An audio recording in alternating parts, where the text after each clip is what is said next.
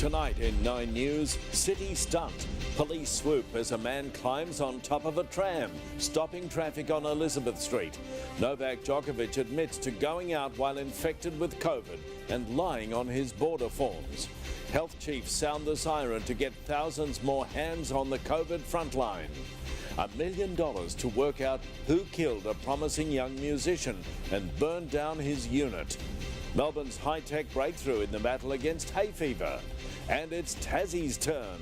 Hobart's warm welcome for the Aussies ahead of the 5th Ashes Test. This is Melbourne's 9 News with Peter Hitchener. Good evening. There's been chaos in the CBD this afternoon with a man arrested after blocking a tram and climbing onto its roof on Elizabeth Street. Mimi Becker's there. Now, Mimi, what happened? Peter, this man just before 3 p.m, believed to be armed with a pair of scissors, walked straight into the middle of this Elizabeth Street and Burke Street intersection, blocking a tram in its tracks. He was agitated and angry before he climbed onto the windscreen and then eventually onto the roof. Now, a number of passers-by tried to coax the man while dozens of others watched on. Police were called in to try and help get the man down from the roof of the tram, which eventually he came down, but 4 tram routes in the CBD were halted for 20 minutes.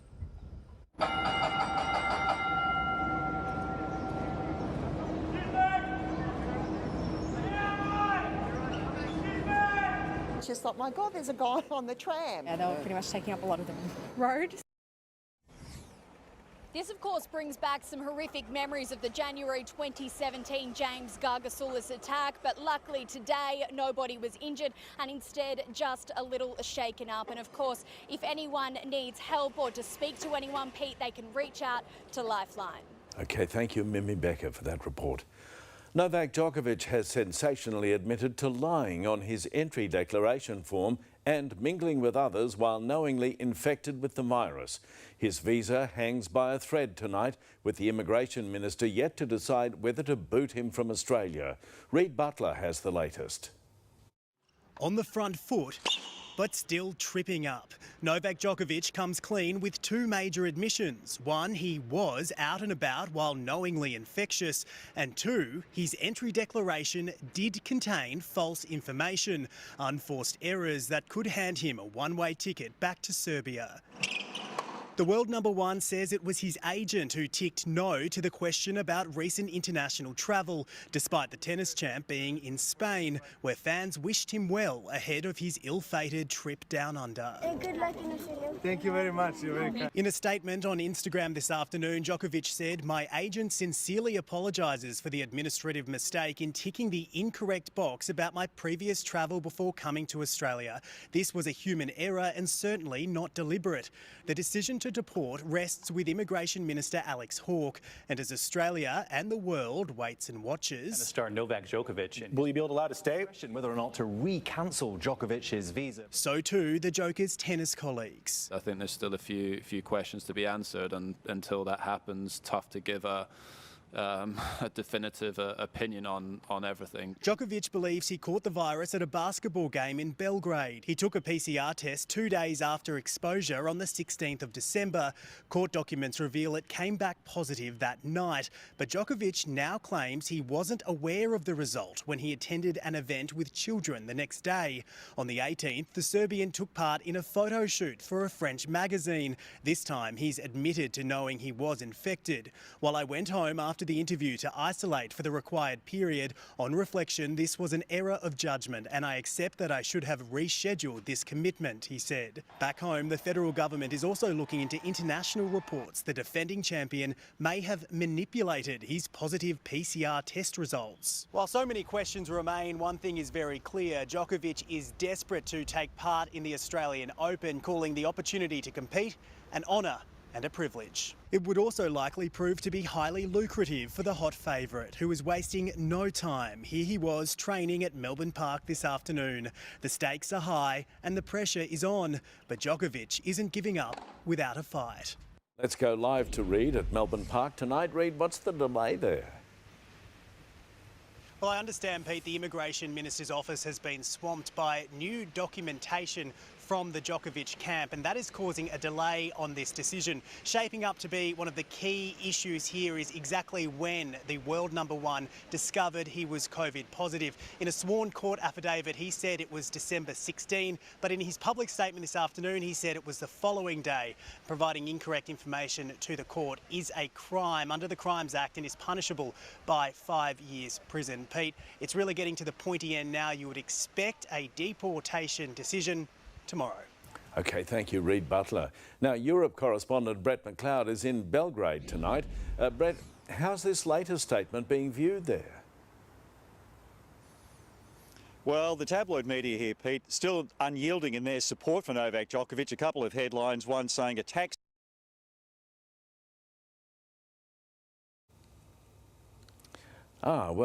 Again, we seem to have had a little bit of a problem with our cross to Brett. Hopefully we'll get back to it shortly. And in other news, nurses at vaccine hubs will be redeployed back to hospitals as staff shortages leave the system in dire straits. The state government's issued an SOS to students and retired healthcare workers to help administer jabs in their place. Adam Hegarty has today's developments. The booster queues are growing, while the pressure to give the jab is wearing thin. The luxury of having a perfectly staffed vax hub just simply isn't there at the moment. These nurses are needed back in hospitals. I can tell you today, it's more than 6,600 health service workforce who are unavailable to work right now. They're either infected, isolating or on leave. The rest burnt out. Our members are working with less staff and more patients than they've done in 20 years. To free more up, 1,000 first-year medical students and retired nurses will be recruited for vaccine hubs, but they'll only give jabs to over 18s. With complex technical or clinical elements reserved for the professionals on site. We've had more than 40,000 new infections, almost 950 in hospital, and one of the country's deadliest ever tallies. 21 deaths here, the same in New South Wales, where, along with South Australia, they'll be finding those hiding positive at-home results. If someone fails to register a positive rapid antigen test, there will be a $1,000 fine. While back home, the demand is for money to flow the opposite way. Relief payments for businesses closed with staff shortages. Some on Chapel Street have lost everyone. I hate to say it, but our businesses are better off in lockdown getting their $750 a week disaster payment. And those payments helped us keep our head above water. Now when we shut, we make no money at all. Adam, the government's hinted at overhauling the hospital system. It has, Pete. Look, what that might actually look like, though, understandably, remains to be seen. A couple of points raised today, though, interesting points. For instance, at the moment, hospitals can individually call what's known as a code brown, and under that, they can bring back doctors and nurses from pre-planned leave to fill those staffing gaps. Hospital workers I've spoken to today, though, including management, they're pretty keen for the state government to take the lead on any type of measure along those lines, though. And then there's another peculiar situation where some doctors are just out of work at the moment because elective surgeries have been cancelled. So, Pete, quite the complex series of issues and no simple solution. Right, thank you, Adam Hegarty. Victoria's 000 service is buckling under COVID pressure with as many as 7 out of 10 calls not being answered on time. Severe understaffing and increased demand during the pandemic's been blamed. That 1 in 5 calls to 000 are not emergency calls. We've all got a role to play. There's the coronavirus hotline, there's nurse on call. If it is not an emergency, please do not call 000. 43 extra full-time staff are being recruited to drive down wait times. The staff shortages crippling crucial industries will be front and centre when National Cabinet meets tomorrow. The leaders will consider ditching close contact isolation rules for more workers. Fiona Willan has more. They're classrooms for our littlest learners. This one? And this one? Beautiful. But COVID rules have spelled trouble for childcare centres around the country. We currently have 11 staff out at the moment, and trying to pull together just to try and make ends meet is been really, really difficult. It's been really difficult for many other industries too. Today, Scott Morrison met with his ministers after a series of crisis talks with sectors crippled by workplace shortages. The challenge of COVID with escalating cases is keeping things moving. moving ahead with a plan to ditch isolation rules for more workers. Tomorrow, National Cabinet will consider expanding the list of close contacts who can return to work immediately after a negative test, with those in transport and logistics front of the queue. We need to see people that are asymptomatic being allowed to return to work across the country. And 9 News understands the federal government has agreed to increasing the number of hours that international students can work. And may also turn to older Australians. We certainly want to encourage those older Australians, particularly those who've got skills in some of the critical industries, to consider maybe going back and doing a few hours work. And the unemployed. We're very keen to be talking to them about what assistance they might need to get them to move into some of these critical jobs. We would absolutely take anybody ready and willing to work. Workers in the food supply chain have already been told they can skip isolation if they're close contacts with no symptoms. But supermarkets are struggling to catch up. With supermarkets running low on stock due to workforce issues, Coles has placed new national purchase limits on toilet paper and painkillers. And in all states except WA, there are also restrictions on some meat. It's hoped these sites will soon be rare, with supplies expected to increase in coming days. Fiona Willan, 9 News. Confronting footage has emerged of a violent fight outside a shopping centre in Melbourne southeast. A teenager's head was stomped on after falling to the ground during the brawl at Westfield Fountain Gate on Sunday afternoon. Police say a 16-year-old from South Melbourne and 17-year-old from Narre Warren suffered minor injuries and refused medical treatment. $1 million award's been announced to help solve the suspicious death of East Malvern man Connor Tolson. Arson detectives believe the popular young musician's unit was set alight after he was killed to conceal vital evidence. Mimi Becker again. Who killed 21-year-old Connor Tolson? It's the question Victoria Police and his family want answers to. It's certainly a tragedy, and just an exceptional young man that, went through all the normal things kids go through, but really had no enemies. The young musician was found dead in the early hours of the 19th of September in 2015 after his bungalow at the back of the family home burnt down. Police initially ruled Connor's death to be an accident, but 2 years later, a coroner found Connor was killed, possibly strangled before the blaze. It's tragic and brutal, and to have that ending is very sad. So that's why we really want some help to solve it. Victoria Police unveiled a $1 million reward today, appealing for any new information. However minor they think that is, we want them to come forward and tell us or tell Crime Stoppers. Arson Squad detectives say they've spoken to persons of interest. As part of the coronial inquest, the investigation centred around Connor's older brother James, a drug user with mental health issues. Would you say a suspect? You'd have to say that, but again, nothing is conclusive, and if that were to be the case, it would obviously just make a very sad situation sadder. As well as the offer of a $1 million reward, it's also a possibility the DPP may consider granting indemnity to anyone who may come forward with critical information. There's some people that undoubtedly have never spoken to the police about this, and obviously they're the ones that we want to come forward and talk to us. Mimi Becker, 9 News. Channel 7 has ordered an investigation into how a video of presenters Rebecca Madden and Mike Amor having a private conversation in the Melbourne News studio was leaked. 7 Melbourne bosses say the clip is an illegal recording. Widely shared on social media, it shows them sharing colourful views on Novak Djokovic before last night's broadcast. Novak Djokovic is a lying, sneaky... Rebecca Madden has since apologised. Hobart has come alive as it prepares to host an Ashes test for the first time. But while the locals have snapped up tickets for the pink ball battle, they're missing a favourite son. Braden Ingram is there. To say Hobart's been waiting a long time for this moment would be a major understatement. It's probably my only opportunity to ever see an Ashes test here, so it's just fabulous. I just think it's unreal. I just think it's a once-in-a-lifetime thing. On the rare occasion Australia's cricket bandwagon has rolled into town, it's never been for an Ashes test. Until now. For the tourists, there's some pleasant familiarity. Certainly got the nice cloud cover that we're used to back home. With the urn already secured, The Aussies were free to soak up the spirit of Tasmania. I had a little look at life, which was great for a couple of us whisky connoisseurs, if you like, led by Paddy Cummins. Having produced some of the country's finest ever players to pull on the baggy green, the return of Test match cricket is just reward. Our first Test match down here was against Sri Lanka in '89.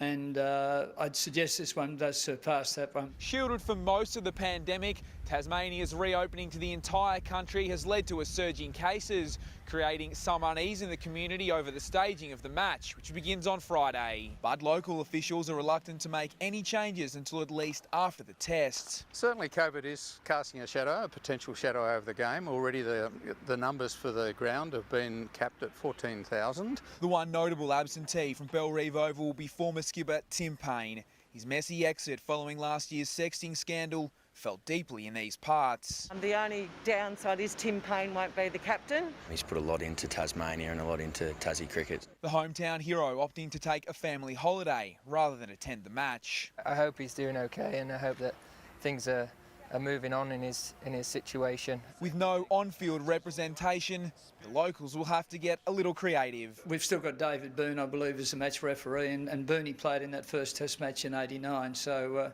there still is a good link. Booney, after all these years, he's still the apple of their eye. In Hobart, Braden Ingram, 9 News. More sport? Well, Clint Stanaway's along now with more. Let's do it. Thanks, Pete. And we will cross live to Hobart a little later. The Aussies set to train under lights. Live also to Melbourne Park, where Ash has lobbed ahead of her shot at history. How the Demon plans to turn Hellraiser. I'm playing some great tennis. There's no place like playing at home, so I'm very excited for everything to just kick off. Doherty makes a brave call on the Carlton captaincy and the Thunder rookie who continues to take America by storm. And Australia too, it might be said. That's all coming up soon, Pete. OK, thank you, Clint. A teenager has been stabbed to death, allegedly at the hands of a 13-year-old boy armed with a kitchen knife. Pressure's on. Damning emails claim Boris hosted a lockdown booze-up for 100 staff. And new technology giving Melbourne's hay fever sufferers a breath of fresh air.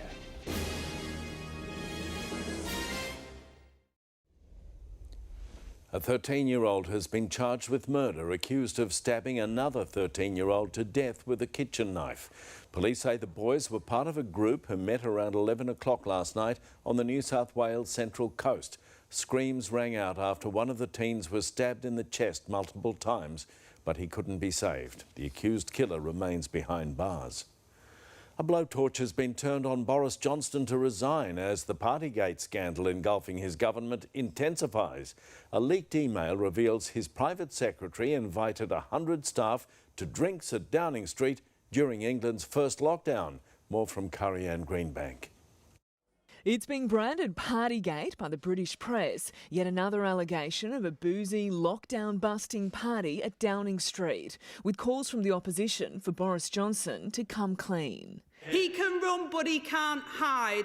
The Prime Minister declining to answer questions over this leaked email, where his principal private secretary invites 100 staff to drinks in the Downing Street garden, saying, bring your own booze. It's dated May 2020, when large gatherings were banned. You must obey the rules on social distancing. And people in England could only meet one other person outside. There are claims the Prime Minister himself was at the party, leaving many who lost loved ones horrified. One MP brought to tears in Parliament. And putting my mother-in-law, who died alone. Keep going. Will the Paymaster General confirm that there will be a full and complete disclosure to enable the police service to ascertain it all was done decently and within the regulations at the date and at that time? I'm sorry, Mr. Speaker. I can entirely understand people's anger and upset about this, which is why I think it's absolutely right that the Prime Minister moved swiftly to commission that independent inquiry. The alleged event coming 5 days after Boris Johnson was snapped having drinks with senior staff in the Downing Street garden. And months before an alleged Christmas party, this video showing media staff laughing and joking about it afterwards. Allegations of at least 5 parties are now being investigated internally as Scotland Yard considers whether to launch a police probe. It has confirmed that Metropolitan Police officers are now in contact with the government over these latest claims. Pressure on the Prime Minister is growing, but his party maintains he won't resign. The Prime Minister's going nowhere. In London, Karianne Greenbank, 9 News. A welfare check by police in England has escalated into a 3-day standoff. A man believed to be armed has barricaded himself inside his home with his 8-year-old son.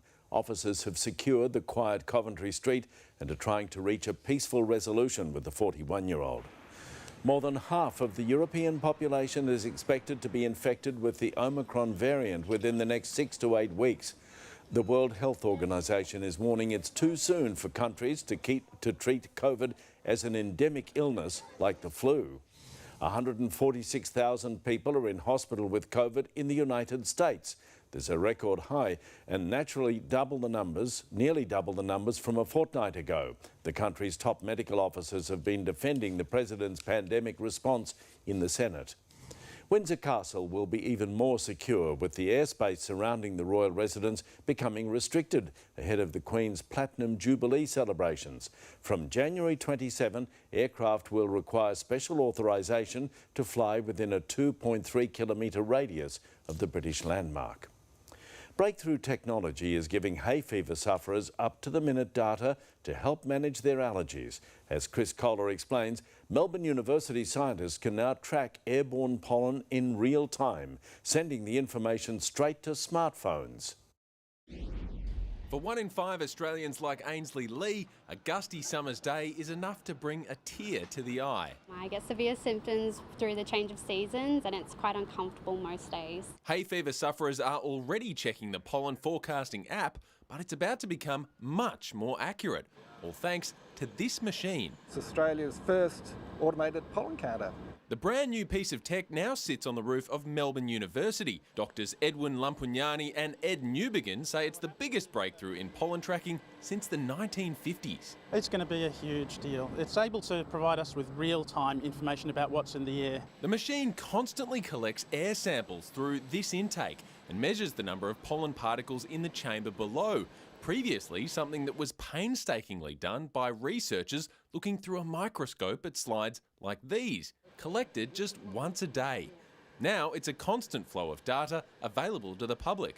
We can now spend more of our time doing the research and giving service improvements and less of our time doing the action of pollen counting. The information gathered here will end up on the Melbourne Pollen Count and Forecast app. It's hoped it'll give hay fever sufferers a clearer idea of when and why their allergy is being triggered. Yeah, it makes a massive difference to be able to look at the app and I can plan my day around what kind of severity it is. Chris Kohler, 9 News. Madeline joins us now. A glorious start to the day, Maddie. That's right, it was, Pete. Beautiful blue skies made it easy to get moving this morning and the warmth helped too. The city dipped to 18.6 just after 5:30, then peaked at 30.4 this afternoon. Tropical cyclone Tiffany ramped up again as it made landfall this morning over the eastern top end. It's linking up with this trough and that's dragging down moisture and heat towards us. Tomorrow we'll finally see this system move out further to the east, although very slowly. It'll bring widespread showers and storms. And Pete, while it is still a little way off, there will be some relief on the other side for those who like their taste of the tropics while away on holidays. Good. Thank you, Maddie. Thank you for that. Westgate roadworks have hit motorists hard. Traffic slowing to a crawl on day one of the 7-week blitz. Olive oil, new proof a tablespoon a day keeps the doctor away. And justice for 2 cops who ignored crooks to catch Pokemon.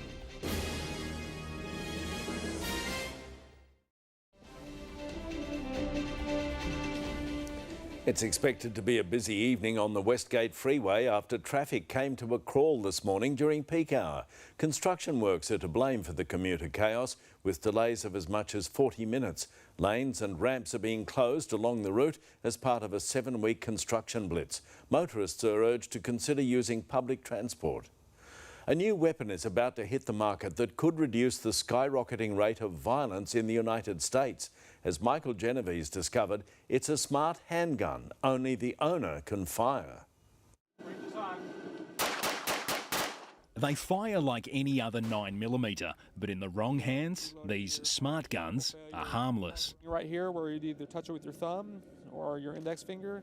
The prototypes require the owner's fingerprint to fire. They cost around $1,200 and should hit the shelves later this year. This is the exact time we could be putting electronics in a firearm and people could accept it. The fingerprint reader will instantly unlock the gun, and there's a pin pad as a backup. But opponents say the technology will lead to complacency. Never rely upon technology.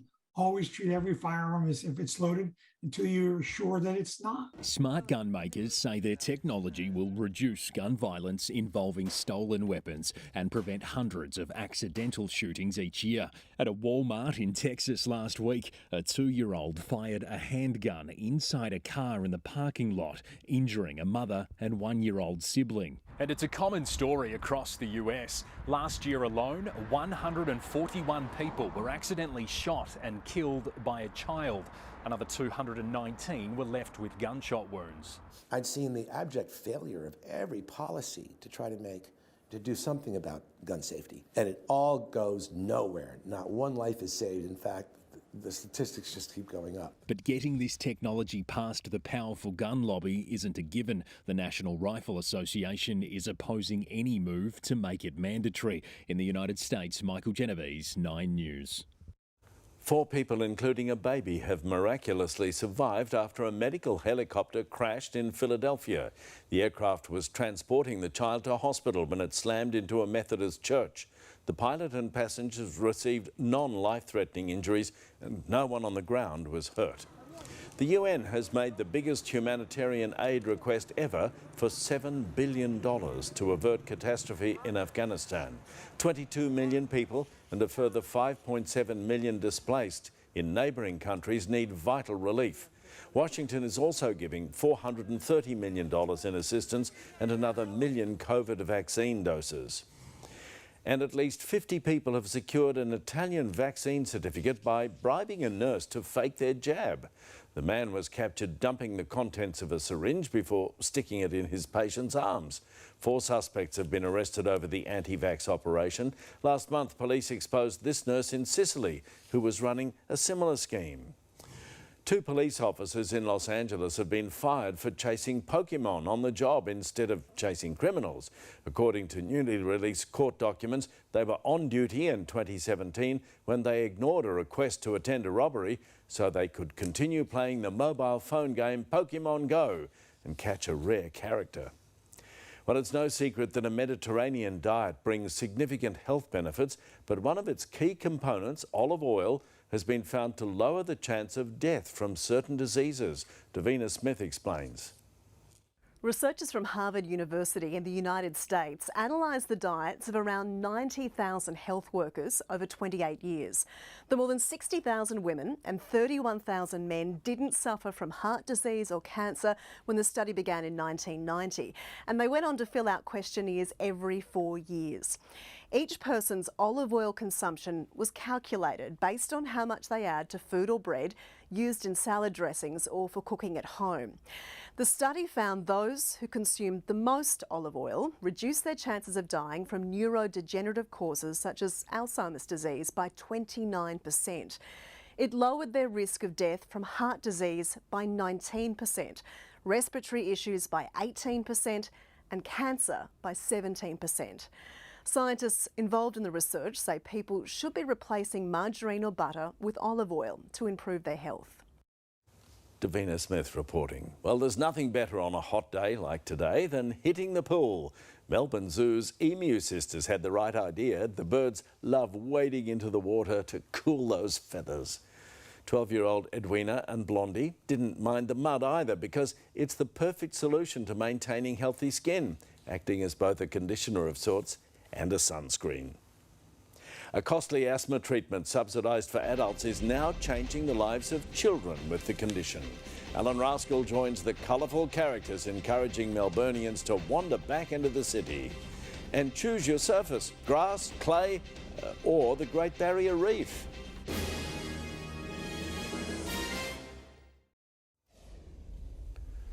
A woman's been killed in a crash at Yuroke in Melbourne's outer north. Police believe her car struck a tree on Mickleham Road around 1:30 this morning, forcing it to roll.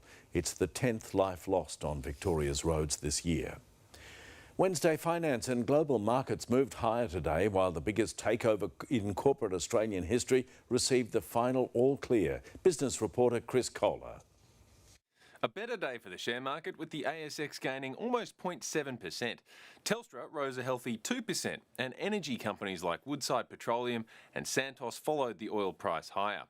The final green light was given today for the giant takeover of Afterpay by US company Block. It means that from next Thursday, the name Afterpay will be wiped from ASX screens. Just 8 years after being founded, it'll be sold for $39 billion. Elsewhere, supply chain issues continue to plague food businesses. Domino's Pizza was the day's worst performing stock. Supermarket supplier Metcash and KFC operator Collins Foods were also hit hard. And the Aussie dollar was stronger at 72 US cents, 63 euro cents and almost 53 British pence. An asthma treatment successfully helping adults is keeping children out of hospital. Gabriella Rogers tells us it's shown to slash the number of attacks in youngsters. 2-year-old Lottie and her 8-year-old brother Ryder have had their fair share of struggles living with asthma. If he ever had an attack, he would go from walking to talking to grey and limp very quickly. That fear has only intensified during COVID. We were meant to go to Portland next week, but with the coronavirus just spreading at the moment, and with my daughter Lottie she can also become really unwell. Asthma is a really serious condition, and for people with a severe asthma diagnosis, it's life-threatening. This costly treatment, called dupilumab, sold as Dupixent, is subsidised for eligible Australians over 12. Currently, it's not approved for younger kids, but new research has shown it can be life-changing. I think it gives us firm evidence that this is a useful treatment. The antibody blocks 2 key inflammatory pathways, the main drivers of asthma in children. More than 400 kids aged between 6 and 11 took part in the trial. Compared to placebo, those who received the fortnightly injection on top of their standard therapy slashed their risk of severe attacks by 54%, recorded better lung function, and there was less exposure to steroids. As such, in fact, it's now been approved by the FDA in the United States for use in 6 to 11-year-olds. The study authors say the injection also had an acceptable side effect profile, but the long-term benefits need to be investigated, including whether this treatment can restore normal patterns of lung growth. We look forward to our TGA hopefully approving it for this age group later this year. Gabriella Rogers, 9 News. Enormous crazy critters are taking over the streets of Melbourne, but don't be alarmed. Alan Rascal says they're part of a summer of fun to entice people back to the city. Colourful characters helping make Melbourne marvellous. Giant Australian animal puppets set to roam the streets, creating fun in the sun. Joining them will be other performers like Luth Wolf, who honed her many skills like plate balancing and hula hooping at circus school. I've been learning circus since I was about 6 years old and been touring around Australia and around the world, performing all over the place. I'm the world's biggest clown. Did you ever want to be a clown? I am a clown. Another who'll be wowing the crowds is balloonologist Kiara Thornburn, who went to Ballooniversity. What do they teach you at a Ballooniversity? How to do stuff like this. Check this out. That's called balloon mime. They're all part of a plethora of performers and buskers enlisted by the City of Melbourne to entertain in a COVID-safe way. Let's make 2022 a different year to the past 2 that we've had. You can catch the Critterson shows in Docklands and South Bank throughout January and February. So don't loll about at home flat out like a lizard drinking. Get into Melbourne City and have some summer fun. Alan Rascal. 9 News. Faster. Well, 3 Australian sporting legends have played a game of tennis on a floating court in the Great Barrier Reef, and for a good cause, serving up an important message about sustainability. Their Adidas outfits and the court are made entirely of recycled materials. It starts the conversation, you know, it gives education to people about what they can do to change and stop plastic waste ending up in the ocean. And I definitely think everyone now has a responsibility to think about their impact. Things like this that individual companies or individuals can do is what's going to make a difference in the world. Even the court itself is going to be recycled. It'll be donated to a local school in Townsville. Clint Stanaway's next with sport. Hi Pete, thanks so much. After the break, night fever in Hobart. Here's Braden Ingram. Clint, the Aussies have just got the pink ball in hand. Their only session under lights ahead of Friday night's 5th and final Ashes test. I'll have a full preview from the Aussie camp next. Thank you, Braden. Also, Kokonakis takes down another big name and Doc makes an important call on the captaincy.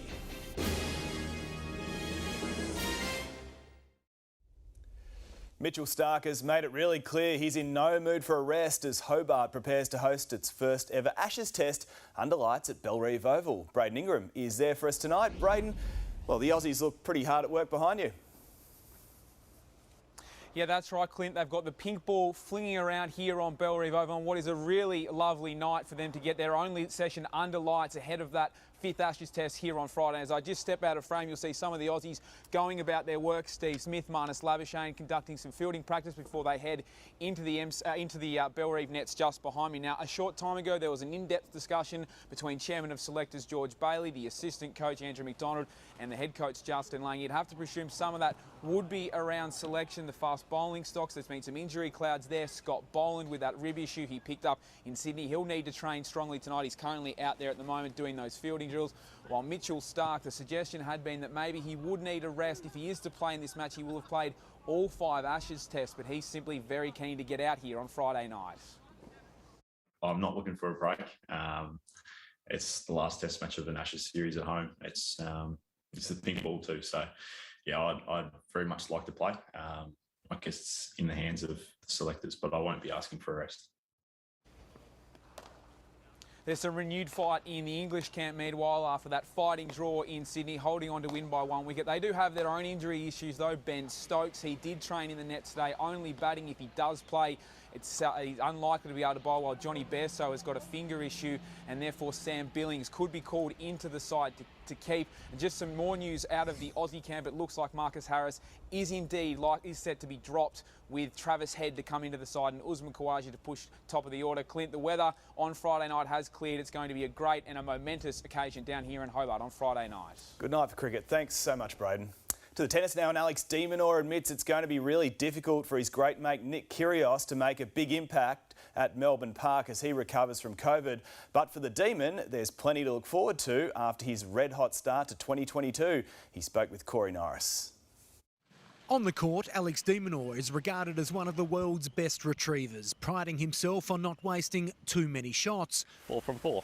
Off the court, wastage is front of mind too. We've got a great chance to, save our environment. He's throwing his support behind Game On Recycling, with an aim to prevent more than 10 million used tennis balls landing in Australian landfill. Probably using 12 tennis balls a day.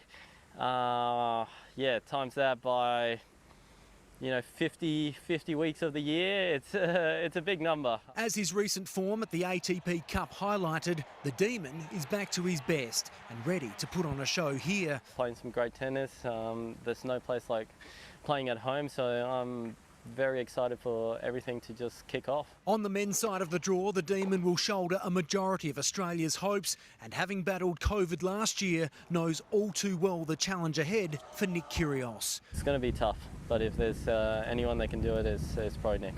De Minaur is determined not to be distracted by the Novak Djokovic fiasco, hoping that come Monday, the tennis will do the talking. I'm sure there's going to be a lot of question marks throughout the whole Aussie summer, but us competitors, we just want to get on with our own thing. Okay, and Corey joins me live tonight from Melbourne Park. Corey, it hasn't taken long at all for Ash Barty to settle in. Yeah, look, it hasn't, Clint. Good evening to you. Look, Ash Barty's, well, preparations have somewhat flown under the radar as that Djokovic drama continues to unfold. But look, she was back on court today, sweating it out in a hit-up that lasted well over an hour. Look, she'll not only start the tournament as the world #1, but also the red-hot favourite to claim her first Australian Open title. And tomorrow, she will learn who she'll face in that opening round, with the draw taking place in the afternoon at 3 o'clock. Clint. Thanks, Corey Norris. There's been more encouraging signs from comeback kid Thanasi Kokkinakis. Up against big serving American John Isner, the Aussie went toe-to-toe in 3 tightly fought tiebreaks. Oh, nice. Really nice deception from Kokkinakis. And he claimed another big scalp with victory in 2 hours and 45 minutes. The answer is very aggressive, but couldn't find the court, so a big win for Australia's Thanasi Kokkinakis. Earlier in Sydney, Jordan Thompson was completely outclassed by Riley Apelka. Sam Doherty has stepped down as Carlton co-captain as the 28-year-old focuses on his recovery from testicular cancer. At Geelong, meanwhile, Mitch Duncan is hard at work during his 13th pre-season now, and with the usual questions swirling about how the ageing Cats will fare in 2022, Duncan says key changes in the club's footy department have helped freshen things up. We've got some new voices in, new coaches, so I dare say there'll be a few little tweaks and changes, so really looking forward to this year and seeing where we get to. The Cats were of course booted from last year's final series by eventual premiers Melbourne. And Melbourne's Josh Giddey has turned in another eye-catching performance for Oklahoma City, scoring 18 points in their loss to Washington. In what's been a promising season so far, Giddey again proved why he's one of the hottest young prospects in the NBA. Here's Giddey with the smash. Wow. Ooh. No, he's nice with it. He also had 8 assists, including this absolute gem that left the crowd a little hushed. That is the latest sport for tonight, Pete. OK, thank you, Clint. Now, Maddie's back. And Maddie, will it be any easier for people to sleep tonight in Melbourne? Well, maybe if you've got the aircon going all night, Pete. The city will still be sitting around 22 degrees at midnight, then dropping to 19 by sunrise. But there's an even warmer night than that on the cards, and I'll let you know when that is after the break.